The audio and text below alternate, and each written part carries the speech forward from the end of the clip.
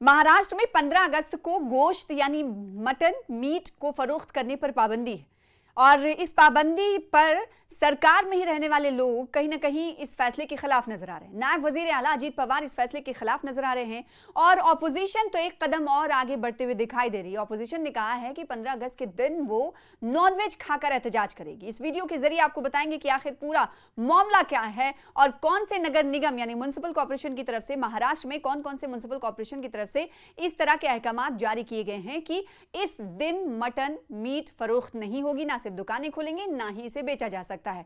और ना सिर्फ महाराष्ट्र बल्कि तेलंगाना से भी खबर आई है कि तेलंगाना के कई म्युनिसिपल कॉर्पोरेशंस में 15 अगस्त पर गोश्त की दुकानों को बंद रखने के आदेश जारी किए गए हैं, अहकाम जारी किए गए हैं।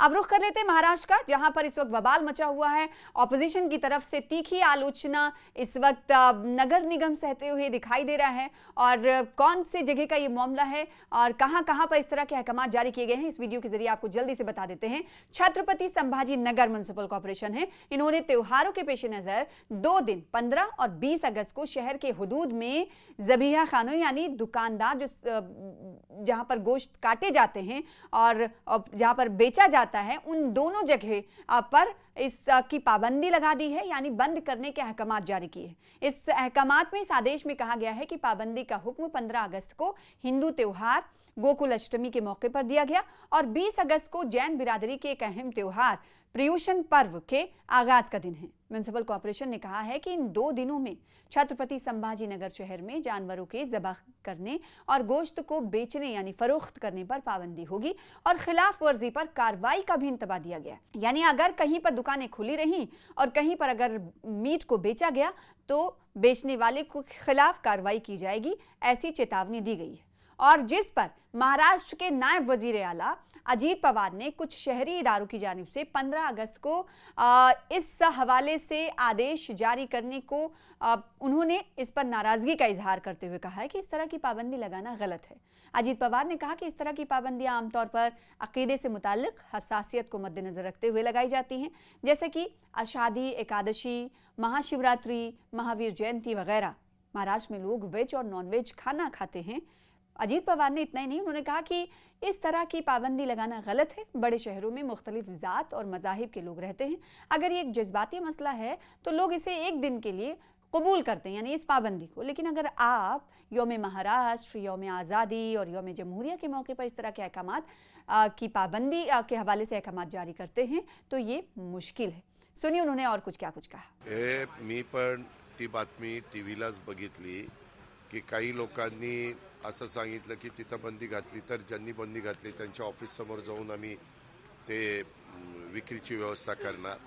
आता खरं तर ज्यावेळेस श्रद्धेचा प्रश्न असतो त्यावेळेस अशा प्रकारची बंदी घातली जाते। उदाहरणार्थ आषाढी एकादशी असेल, महाशिवरात्र असेल, महावीर जयंती असेल, अशा काही महत्त्वाच्या दिवस असतात त्यावेळेस।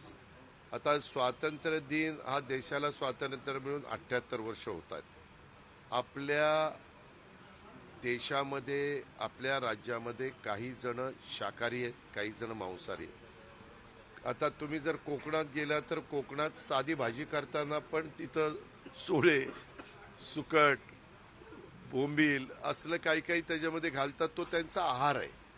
म्हणजे जरी काही जण त्यांना मांसाहारी म्हणत असले तर तो पिढ्यानपिढ्या वर्षानुवर्ष जसं समुद्र आणि पृथ्वी अस्तित्वात आली तो त्यांचा आहार आहे आणि त्याच्यामुळे त्यांचा आहार त्यांना घ्यायला अशी बंदी घालणं बरोबर नाही, उचित नाही।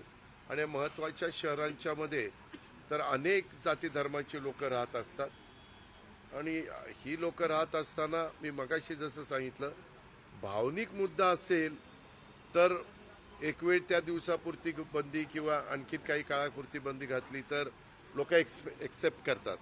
परंतु तुम्ही आता महाराष्ट्र दिनाला, 26 जानेवारीला किंवा 15 ऑगस्टला अशी जर बंदी घालायला लागला तर उलट अवघडच आहे। म्हणजे ग्रामीण भागामध्ये तर ज्यावेळेस एखादा कार्यक्रम असतो त्यावेळेस बकरं कापतात आणि तो कार्यक्रम साजरा करतात किंवा जेवण घालतात, अशा पद्धतीचं चालतं। पण मी माहिती घेतो, पण माझं स्वतःचं मत असं आहे की लोकांच्या भावना देखील महत्त्वाच्या आहेत, परंतु भावनेचा आणि श्रद्धेचा विषय ज्यावेळेस येईल त्यावेळेस त्या विषयाकडे त्या अँगलनी बघावं. परंतु देशाच्या स्वातंत्र्याच्या बाबतीमध्ये ज्यांच्या आता आदिवासी समाजामध्ये तुम्ही जर बघितलं तर त्यांचा मोठ्या प्रमाणावर आहार हा अशा बाबतीतला मांसाहाराचाच असतो.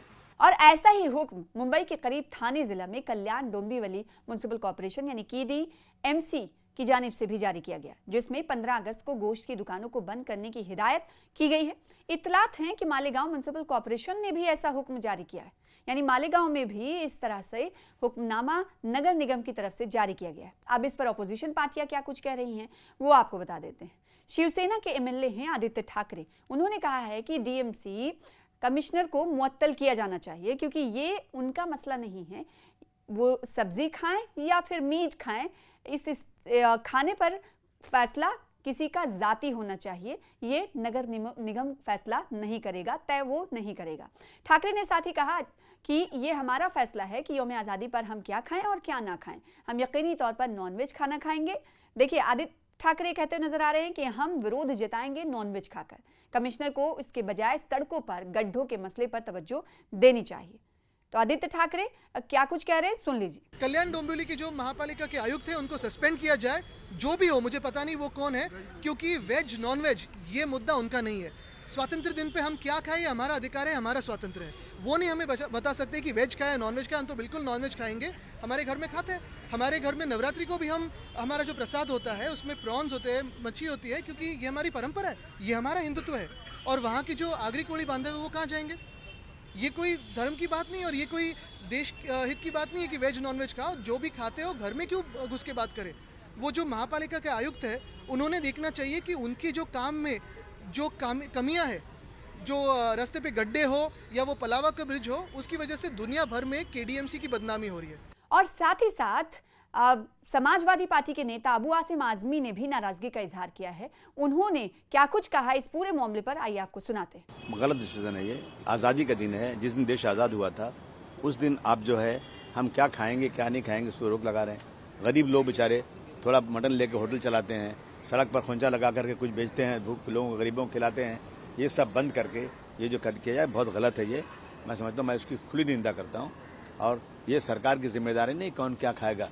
किसान लोग हैं, खेती के लोग जो व्यापार करते हैं उनको तकलीफ हो रही है. किसान की आत्महत्याएं बढ़ती जा रही हैं, परंतु सरकार सो रही, सरकार इस पर डिसीजन ले रही है. मैं इसकी खुली निंदा करता हूँ. और फिर ऐसा ही हुक्म मुंबई के करीब थाने जिला में कल्याण डोंबिवली म्युनिसिपल कॉर्पोरेशन की जानिब से भी जारी किया गया, जिसमें 15 अगस्त को गोश्त की दुकानों को बंद करने की हिदायत दी गई.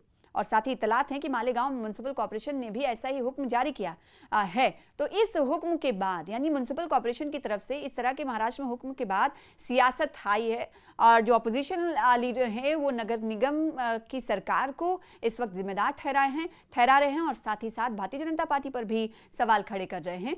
और तो ये कहा जा सकता है महाराष्ट्र की राजनीति इस वक्त मटन पर, मीट पर हाई होती हुई दिखाई दे रही है.